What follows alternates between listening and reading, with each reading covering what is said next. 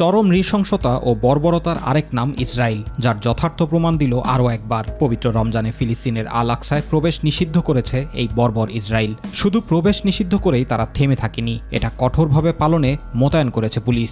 ইসরায়েলের এমন কর্মকাণ্ডে একটা প্রশ্নই ঘুরপাক খাচ্ছে, কোন জাতি কিংবা শাসক এতটা নৃশংস হতে পারে?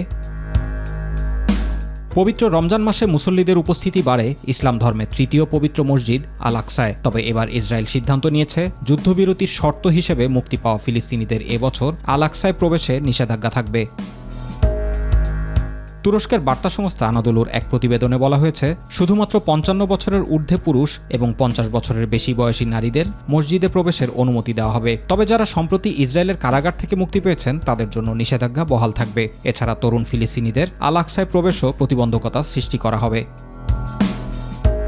প্রতিবেদনে আরও বলা হয়েছে, রমজানে আল আকসা মসজিদ ও পূর্ব জেরুজালেমের প্রবেশপথে কড়া নিরাপত্তা ব্যবস্থা থাকবে। বিভিন্ন স্থানে চেকপোস্ট বসানো হবে এবং প্রতিদিন সেখানে প্রায় ৩,০০০ ইসরায়েলি পুলিশ মোতায়েন করা হবে। এছাড়া পশ্চিম তীর থেকে সর্বোচ্চ ১০,০০০ ফিলিস্তিনিকে আল আকসায় যাওয়ার অনুমতি দেওয়ার বিষয়টি বিবেচনা করছে ইসরায়েলি কর্তৃপক্ষ।